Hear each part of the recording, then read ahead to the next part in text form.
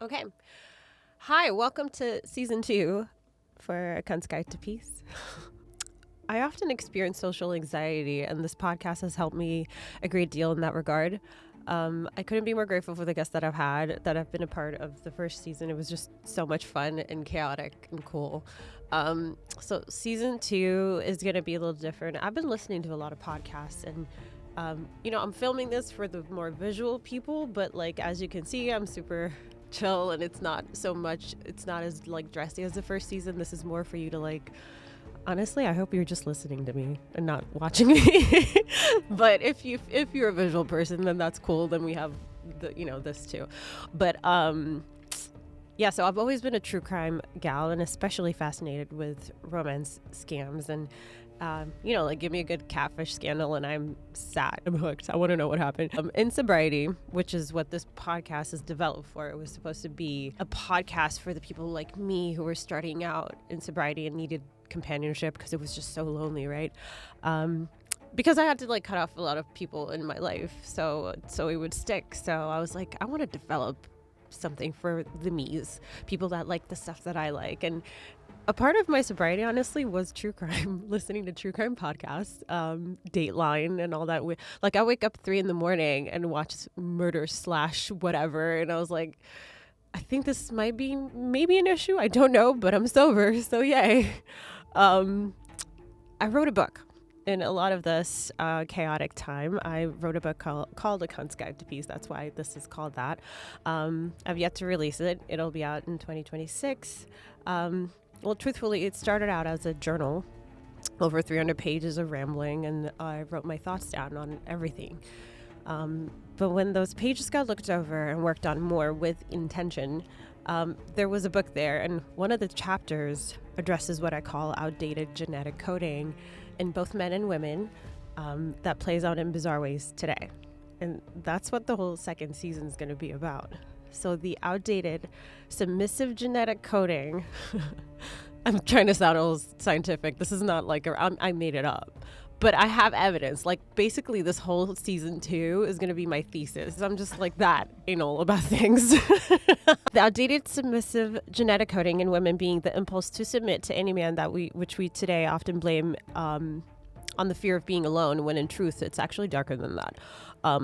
The extreme example being, if you weren't married off, you were as good as dead, and often carried the safety of your family on your back as a woman and had the responsibility to secure a good marriage. The extreme jealousy you might see amongst women when, say, a woman learns another woman is engaging her spouse romantically might sure stem from warped but genuine affection towards the significant other and a sense of betrayal, but mostly it's rooted in fear and a deafening outdated alarm that goes off, cautioning her that should she lose this partner, she's done for.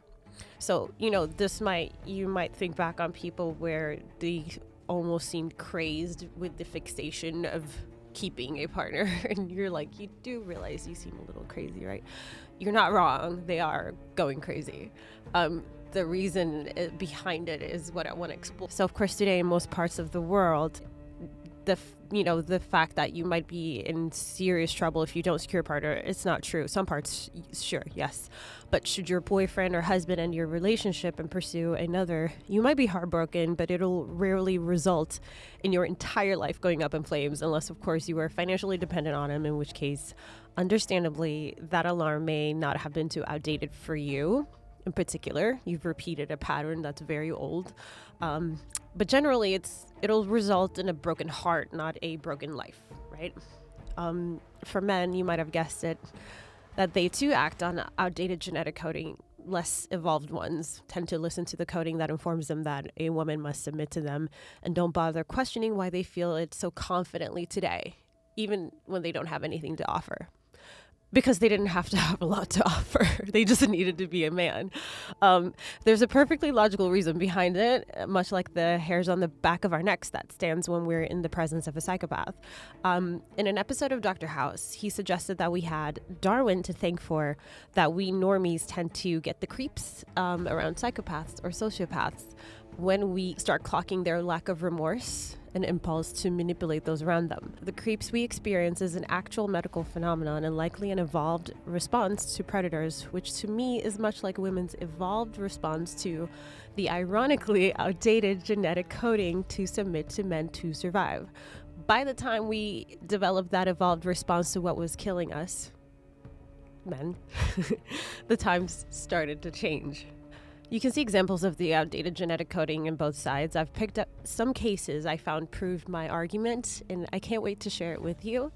Some of these episodes include famous cases like Sweet Bobby. You might have seen that recently on Netflix. It's actually a really good podcast as well. There's a woman that was catfished for over a decade. Dirty John, the story of John Meehan, who scammed and brutalized Southern businesswoman Deborah Newell, who was an incredibly successful businesswoman, and he attempted to murder her daughter. Bad Surgeon, also a Netflix documentary. I think there's one on HBO too. There's also a podcast about him. The case of surgeon Paolo Macchiarini and reporter, mind you, Benita Alexander Noel. He fooled a reporter. So when you watch this episode, though, and you listen to the podcast, you realize she was allowing herself to be fooled. And that's what we're looking at. Like, why did you do that? Why are you I can't start. Okay. And then the last one is Bad Vegan. Successful restaurateur Sarma Melgalinis. Oh God, I butchered your name. I'm sorry, honey. I'll get it right next time. And her con artist husband that ended up single-handedly bankrupting her. Mind you, she comes from a very successful family and had a very successful business. Infuriating when you watch that documentary also. Today's episode is going to be Sweet Bobby and why we're pissed at Kirat. Kirat is, of course, our lead in the story. I mentioned podcasts got me through the loneliness that is the first year of sobriety. If you're in the same boat as me, I'm here for you. If you're just into true crime and rom-con, also here for you because this is so whack. I bring you a tale of love, a tale of lies, a tale of catfishing so advanced it needs its own PhD program. We're diving into the astonishing story of Kirat and Bobby. The catfish scam so elaborate that it lasted a decade, involved dozens of fake personas, and features more plot twists than a telenovela written on 5 cans of Red Bull. Buckle up, pour a mocktail, hydrate yourself emotionally because today's story, oh boy. Bobby, Sweet Bobby. The cast of characters, aka wait, who is this now? Section. Let's start with our protagonist, Kirat Asi. She's an intelligent, hardworking, warm-hearted woman living in London. She's smart, grounded, and trying to build a good life. She's also about to get tangled up in one of the most extraordinary catfishing webs ever spun. Then we have Bobby, or as I like to call him, Bobby in quotation marks, because Bobby is not Bobby. But we'll get to the big reveal later. Finally, we have Simran, a key figure in the story. We're not going to spoil her role yet. All in good time, just know she's around observing, participating, and plotting. Also, imagine me winking ominously. If you can't imagine it, please insert your own sound effect. Okay, so let's start with the beginning. Once upon a time, or as normal humans call it, 2009, Kirat receives a friend request from someone in her extended social circle. It's her cousin's friend's acquaintance's someone. You know how these things go with networks, and I remember when Facebook was brand new and unregulated, you could create tons of profiles without any issues. Not saying I did that. I'm not saying I didn't. And from those loose connection emerges a guy named Bobby. He's charming, he's gentle, he's apparently in the hospital, because of course he is. So begins a long, slow slide into digital relationship powered by tragedy, tenderness, and approximately 46,000 messages. The most emotional blackmail chat log in human history. Kirat and Bobby don't just chat, they communicate like it's a full-time job. Emotional sharing, deep conversations, random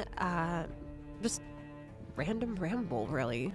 Medical emergencies, late night calls, near-death experiences, and the equivalent of several encyclopedias worth of texting. Over time, Bobby becomes a permanent fixture in Kirat's life. He's always there, he's always messaging, always calling, always recovering from some mysterious incident that prevents him from meeting her. It's like dating a ghost who owns a phone. The hospital episodes, because they deserve a chapter on their own. Okay, so Bobby's life is essentially one long episode of Grey's Anatomy, except far less medically accurate and with a suspicious lack of actual doctors. His list of crises include a heart condition, a car accident, another car accident, being stalked, being harassed, being threatened, having family issues, work drama, the heartbreak of many, many tragedies. This man is either the unluckiest person alive or he's made of cardboard. But Kirat is compassionate. She believes in him. She supports him emotionally, mentally, and sometimes even financially. Although she made a point to highlight that this wasn't a financial scam. Like, there wasn't significant monetary exchange going on here. But, you know, there was some. Honestly, most of us would too. Because the messages feel real, the voice on the phone sounds real, and the whole story is sewn together with an impressive emotional craftsmanship. Let's talk about the voice calls. Because yes, this catfish scam is not just texts. It's not your average send me money, I'm a prince operation. No, this is an advanced level PhD in drama catfishing. Kirat speaks to Bobby on the phone. He sounds like a guy, he talks like a guy, he even breathes like a guy. Ladies and gentlemen, he is voice acted like a BBC radio play. Who's doing this voice? How are they doing it? Why are they doing it? All excellent questions. Please hold your existential screaming until the end of the episode. Okay, so the romantic entanglement. Naturally, this deep emotional friendship slowly becomes romantic, like the world's slowest, softest, most anxiety-inducing love story. But every time they arrange to meet, something happens. Bobby gets sick, Bobby gets injured, Bobby gets tied up, Bobby gets stuck, Bobby gets metaphorically and sometimes literally hit by a bus. Okay, if procrastination was a relationship status, this would be it. They almost meet several times, almost. Once Bobby literally sits in a car outside of her house, but he's too ill to come inside. Is this suspicious? Yeah. Does Kirat question it? Of course she does. But when someone controls the narrative, the characters, the drama, the crisis, your support network, and literally all of the information, your intuition doesn't stand a chance. The cast of dozens. Now, here's where the story becomes truly wild, because Bobby does not exist. But to support that non-existence, someone creates dozens of fake profiles, fake friends, fake family members, fake enemies, fake doctors, fake police reports, fake emails, fake Facebook messages, fake real-life sightings, fake everything short of a fake weather report. This isn't catfishing. This is catfish multiverse management. Whoever's behind this has time, creativity, commitment, and possibly an Excel spreadsheet of all the aliases. They'd have to, right? Slow unraveling. For nearly a decade. Yes, a decade. Wait, I need to sip my tea. It's like a ginger honey tea. I had an allergy attack from like inhaling dust the other day, so I have like a dramatic voice from that. I'm squeakier sounding than this. Okay, anyway. Yeah, for nearly a decade, Kirat is emotionally trapped in this web. Friends notice something is off. Family members raise eyebrows. The universe itself drops hints. And eventually, the threads begin to fray. Clashes in stories, contradiction. If Bobby's dying so often, how is he still alive? Is he Wolverine? After enough red flags to decorate the Olympic opening ceremony, the truth finally actually emerges. It wasn't Bobby. It wasn't any of the digital relatives, doctors, cousins, or mysterious enemies. The mastermind behind this whole 10-year romantic saga was Simran, a real person in Kirat's extended community. Someone she actually knew, someone she trusted. Simran had created and controlled every single person, every message, every crisis, every voice call, every tragedy, every emotional twist. All engineered by one individual running a digital theater production of an audience of one. She was literally catfishing herself into Kirat's life under a male persona for nearly a decade, with the acting commitment of Meryl Streep and the stamina of a professional marathoner. Because how? And mind you, this person is a VP of a bank. VP. Like there's things to do every day and people to manage while you're managing all these profiles. Anyway, so yeah, you can pause and breathe now because that's a lot. This was not a weekend prank, a one-off lie, a mistaken identity, an impulsive decision. This was 10 years of emotional manipulation by a real live person who built an entire fictional ecosystem. And you thought your inbox was stressful. Once exposed, Kiret's world obviously collapses. She is traumatized. Her relationships suffer. She experiences major emotional and psychological harm. She questions everything, including her own reality. The legal ramifications emerge. The community reacts. The podcast, Sweet Bobby, dives deep. The world listens and is shocked. The case becomes one of the most extreme, detailed, expertly crafted catfishing operations ever documented. So what does this all mean? Besides the fact that people can be wild, it highlights how digital relationships can be weaponized, how trust can be exploited, how sophisticated catfishing can actually get, how isolation can be engineered, how emotional manipulation doesn't require physical presence, how anyone can fall victim. If you're thinking, I'd never fall for that, listen, none of us are built for decade-long theater productions starring only us. This was psychological architecture, Olympic level deception.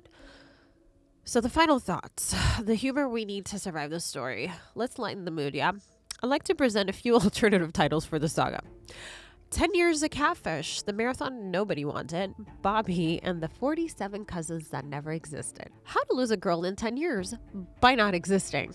Simran's one-woman Broadway show. Ghosting, literally dating a man who was never alive. I'm sorry, I just had to make it a little fun. Here is why I picked this documentary, because I keep watching it. I'm infinitely fascinated by it, and I've heard her too. I've heard Kiret's interviews.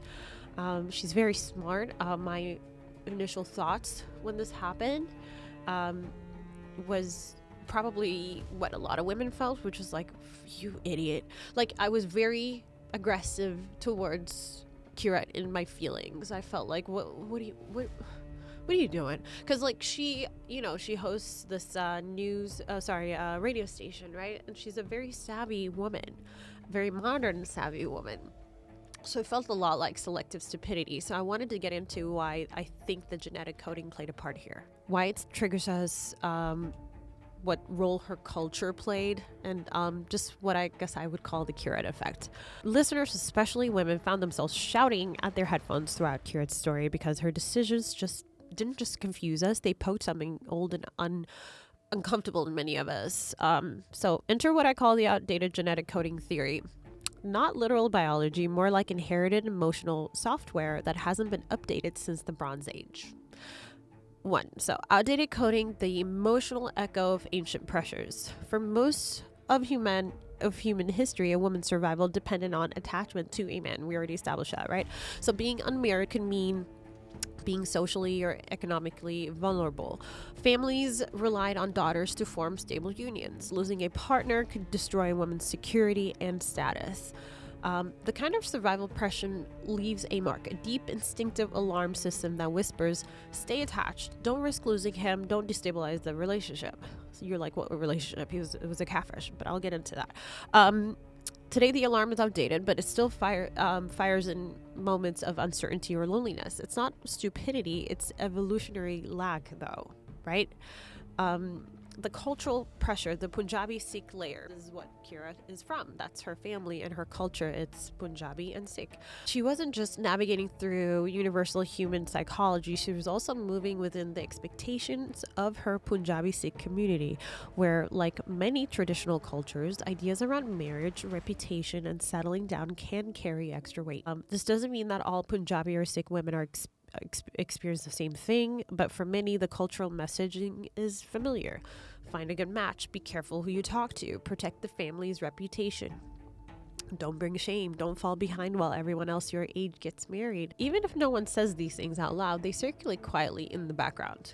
Me being Ethiopian myself, these are definitely things I experience in my culture too, even though my family is rather modern. Like, this is not something we pressure our family members with, but if you look enough with cousins and extended family, there's that, and you get asked. So it's familiar. It's not completely foreign to me that she would have experienced this kind of stuff. So for Kira, loneliness wasn't just personal, it was cultural. Falling behind societally or romantically can feel heavier in communities where marriage is still seen as a central milestone. This adds an extra layer to her vulnerability. Then outdated genetic coding meets cultural pressure. They reinforce each other like two hands pushing the same direction. Why Kira stayed. Emotional safety, fear, and the comfort of a screen. This is definitely huge for me when I initially saw it. Just the rage of... I happen to think... Hang on. I think that what made me upset about Kira when she talks, because she's very hurt, she's very upset. She's also very brave for going on a tour podcast in spite of what I just mentioned, cultural pressures, right? Where, they would probably just want this swept under the rug. She's like, no, this is actually so fucked up and I'm not doing this. So kudos to her for that. But I felt like she was self-victimizing a lot and not taking accountability. And so I wanted to understand why she was so comfortable being a victim, because why she couldn't admit that there was selective stupidity going on. And I think a lot of the listeners were frustrated because it seemed like Kira was intentionally ignoring obvious red flags. Bobby's endless crises, the witness protection but still on Facebook contradiction. He was in witness protection. Did I say that? He said he was. The ex-wife visiting him when she couldn't. Why can an ex-wife visit him and she can't? Again, she works as a radio host. This is not like a timid, sheltered woman. You can Google this. Why didn't you? You have to understand why women are upset with you. We support you. Like, fuck Simran. And Bobby doesn't sound that great either. But because there's a real Bobby. But anyway, yeah, the red flags, right? So the complete lack of in-person contact, also a red flag. The fact that the private investigator cracked the truth in a single day. That was my big one. She was so comfortable, I think, in her bubble, like the safety of having a romance from behind a screen,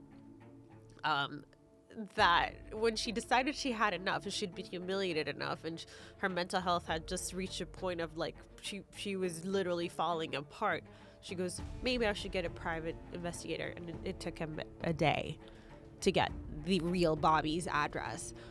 You couldn't do that in the last 10 years. You know what I mean? So it's like, we support you as women. You would be pressed to find me in a situation where I don't support a woman. She would have to be so whack.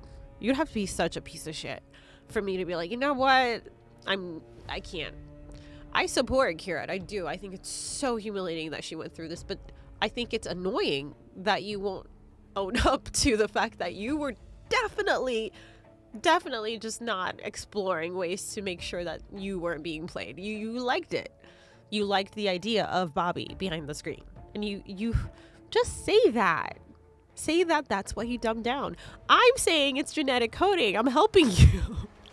I'm saying that there's a reason. There's like an outdated old instinct that kept you a slave and in place. So, if it's that you can't, if it's too embarrassing to say that you dumbed down, I don't think you just dumbed down. I think that this impulse, this instinct kept you cemented in place. I'm offering you that. But I would love for you to take agency over it, and just be like, yeah, I had the thought to get somebody to look into this sooner. We would love that. Who cares? It's not about pleasing me or any of the audience. I just think I think that you could have looked into this sooner, right? Anyway, yeah, emotionally, Kira was in a very human trap. She found a man who seemed to choose her without judgment, a connection she didn't have to risk losing face to face, a relationship she could control from the safety of her desk or her phone. And that's exactly what outdated genetic and cultural expectations, that's where they shake hands. Don't risk rejection. Don't push too hard. Don't lose the one guy who seems to want you. Don't look desperate by questioning him. All these things are reinforced in these kind of cultures. It's just the truth. And this is how intelligent women end up shrinking themselves to fit the only emotional space they feel safe in, even when that space is a total illusion. So why women get annoyed watching this happen? The irritation isn't really about Kira. It's about what her story reflects back to us, right?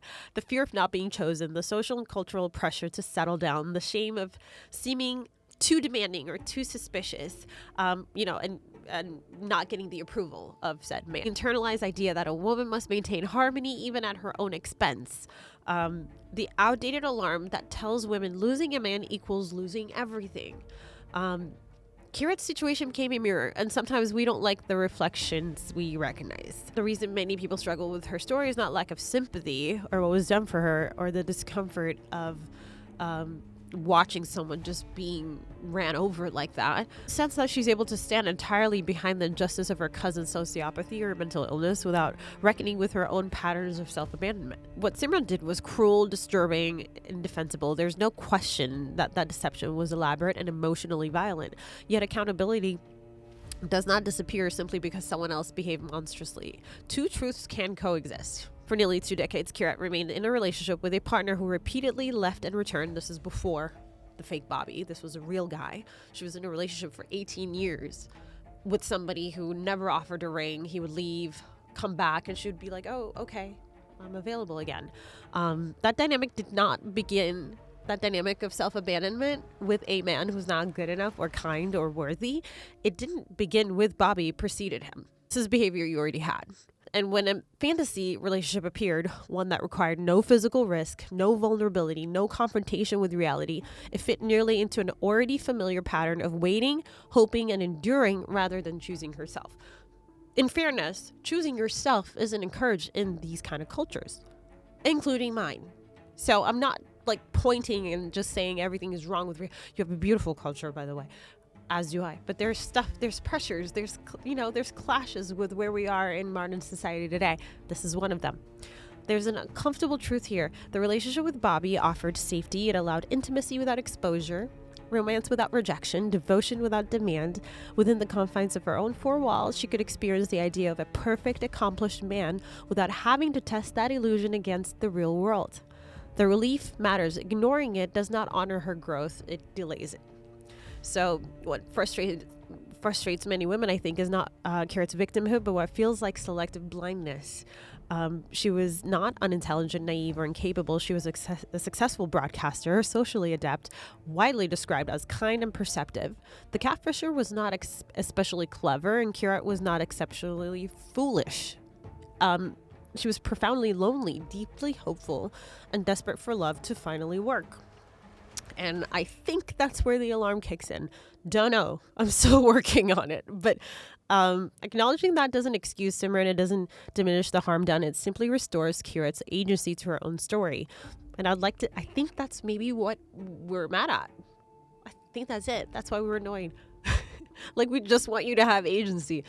Don't do all of this where you're going on tour, on podcast, and saying this is wrong. I'm going to say this is wrong, knowing that your there's going to be backlash, and then just fall just short of that. Just say, you know what? I let you fool me. I definitely knew there was something wrong. Because it's like, you might as well, because she took her to court. You're amazing for that. She took Simran to court, and there was a settlement.